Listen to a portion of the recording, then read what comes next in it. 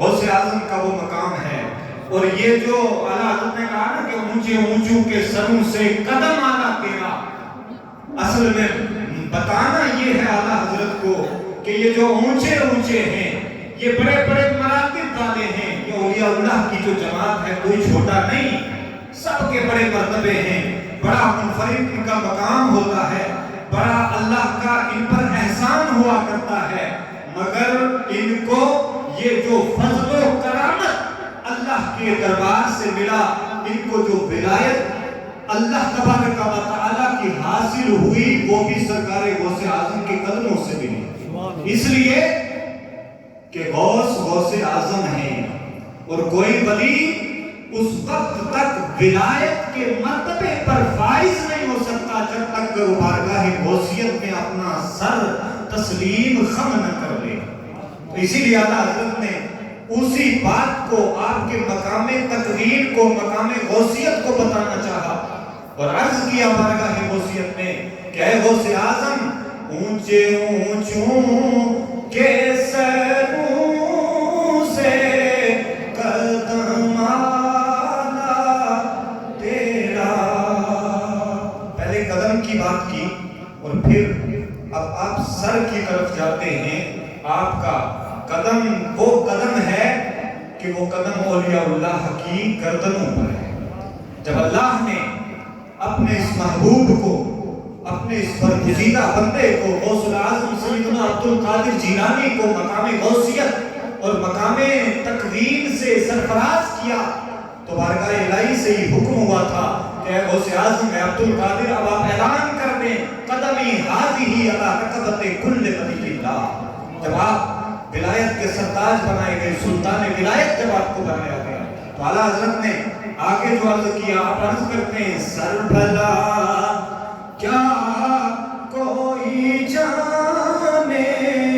کہ ہے کیسا تیرا،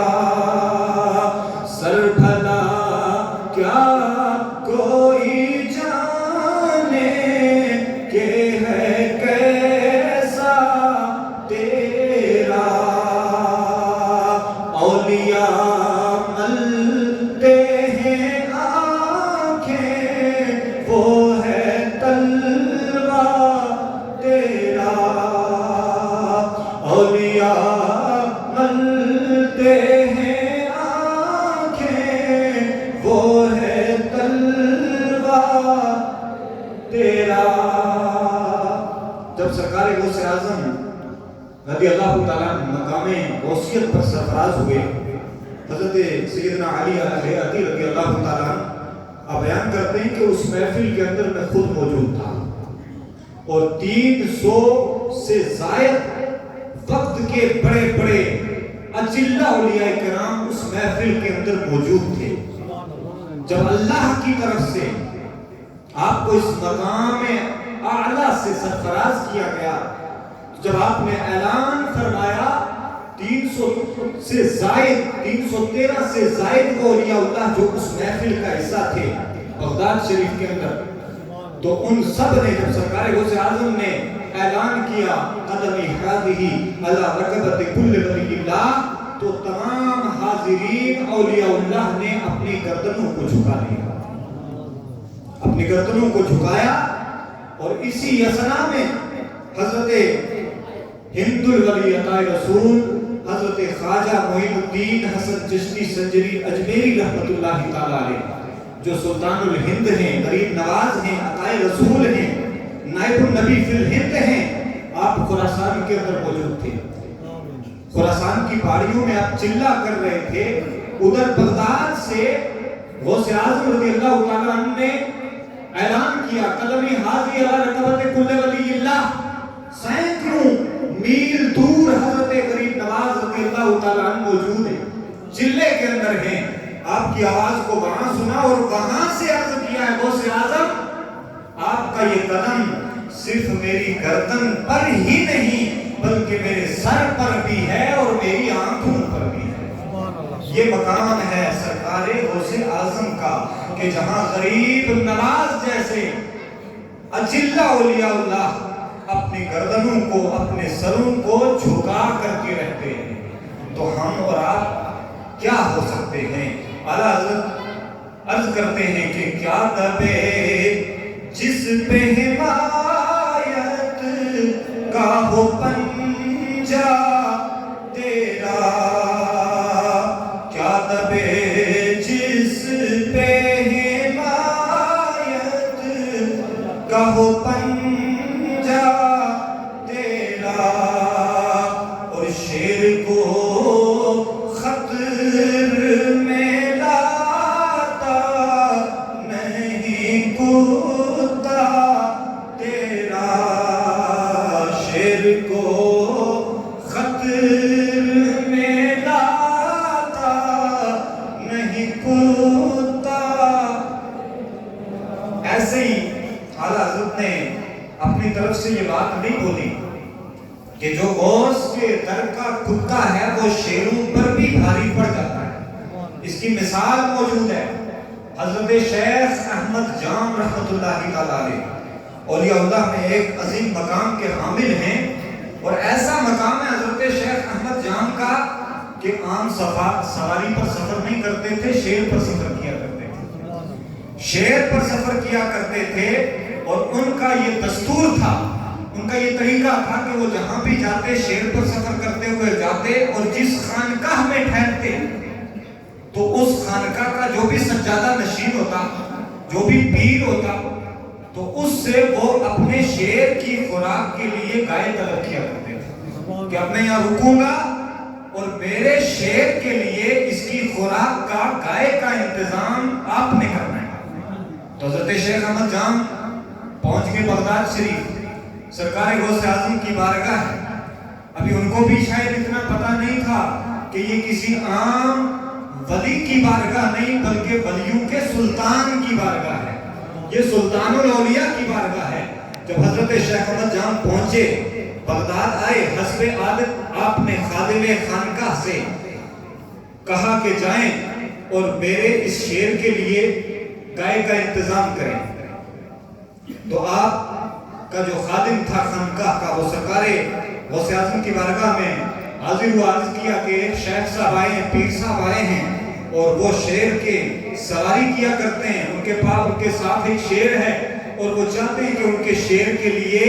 خوراک کا انتظام کیا جائے، ایک گائے کا انتظام کیا جائے۔ حضرت غوث اعظم نے فرمایا ٹھیک ہے، استبل سے گائے لائی جائے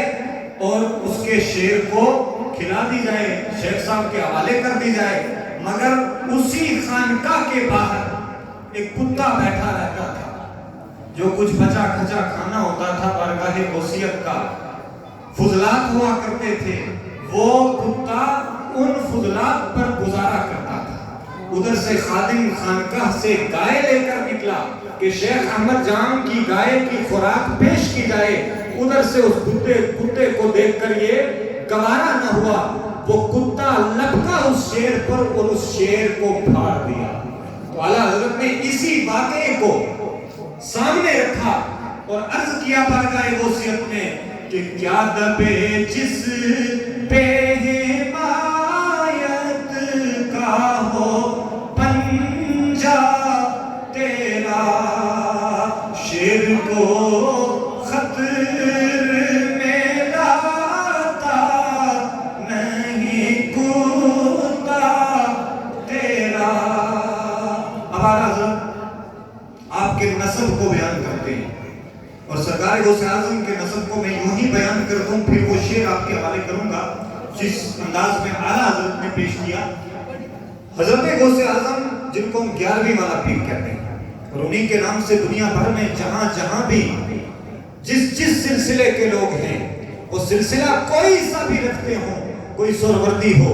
کوئی چشتی ہو، کوئی شاذلی ہو، کوئی رفاعی ہو، کوئی نقشبندی ہو، مگر سب کا اس بات پر اتفاق ہے کہ فیض ہمیں جو بھی ملتا ہے اس میں حصہ سرکار غوث اعظم کا ضرور ہوا کرتا ہے۔ آپ جس سلسلے سے بھی منسلک ہیں، اور سب کا سلسلہ سب کو مبارک ہو، کوئی سلسلہ ادنا نہیں، سب سلسلے اعلیٰ ہیں، مگر ہر سلسلے کو اللہ کے فضل سے سرکار بغداد کا فیض ضرور ملتا ہے، اور سب نے اس فیض کو تسلیم بھی کیا ہے۔ اور ہم جن کو 11ویں والا پیر کہتے ہیں، ان کا سلسلہ نسب کیا ہے؟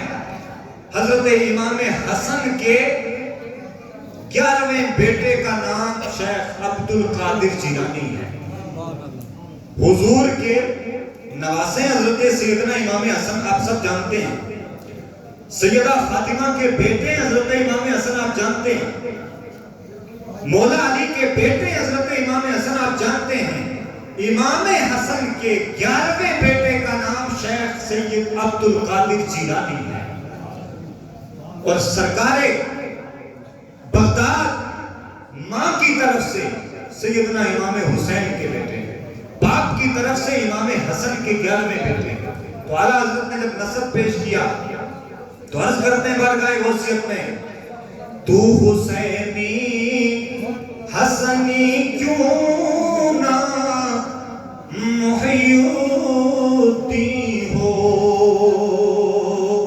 تو حسینی حسنی کیوں نہ محی الدین ہو، اے خضر مجمع بحرین ہے دریا تیرا۔ مجمع بحرین کس کو کہتے ہیں؟ جہاں پر دو دریا ملتے ہیں، جس کو ہم دو میل کہتے ہیں، ایک ادھر سے دریا آ رہا ہے، ادھر سے دریا آ رہا ہے۔ تو اعلیٰ حضرت مثال دے کر کے سمجھا رہے ہیں کہ ایک فیض کا دریا جو سرکار غوث اعظم تک امام حسن سے پہنچتا ہے، یعنی والد کی طرف سے سیدنا غوث اعظم مولا علی کے بیٹے ہیں، امام حسن کے بیٹے ہیں باپ کی طرف سے، تو دوسرا فیض کا دریا جو مولا علی سے جاری ہوتا ہے امام حسین کے وسیلے سے، اس میں آپ ماں کی نسبت کی طرف سے ان کے بیٹے ہیں۔ تو گویا آپ نجیب الطرفین ہیں، آپ حسنی بھی ہیں، آپ حسینی بھی ہیں۔ اور پھر اعلیٰ حضرت نے اس مقام اولیاء کو اور بیان کیا، اور اپنی طرف سے نہیں، میں انشاءاللہ اس کی مثالیں بھی آپ کو کتب کے حوالے سے مستند انشاءاللہ آپ کے سامنے رکھوں گا۔ اعلیٰ حضرت عرض کرتے ہیں، سورج اگلوں کے چمکتے تھے چمک کر ڈوبے،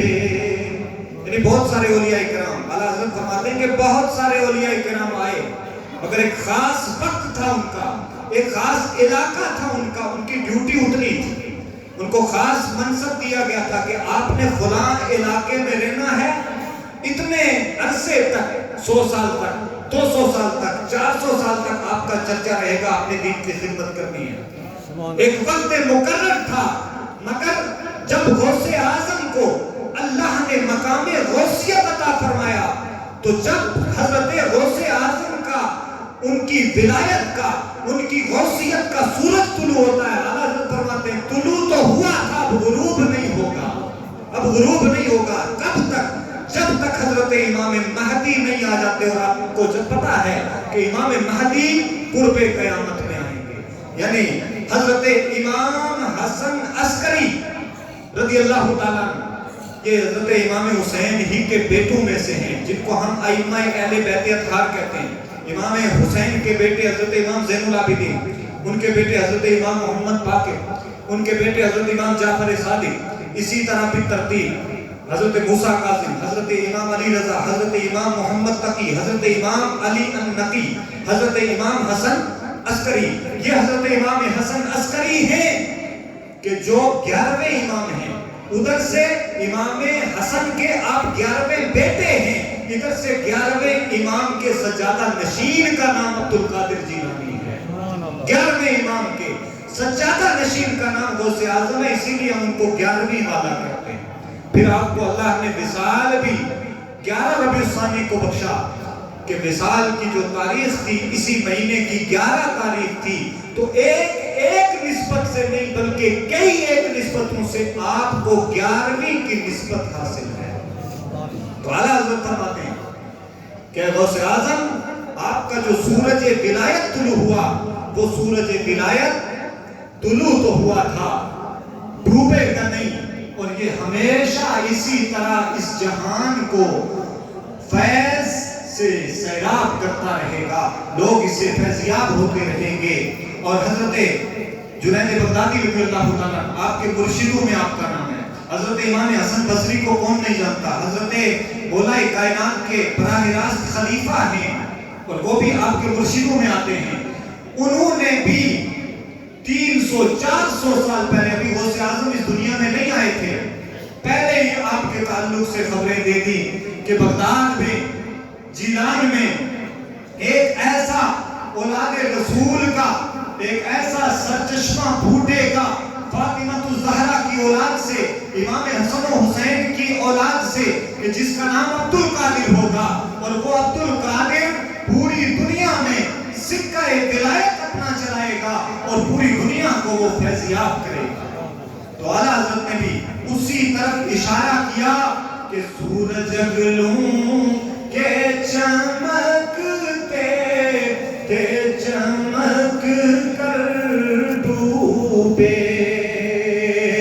اور اے غوث اعظم افق کے نور پہ ہے مہر ہمیشہ تیرا، اور مٹ گئے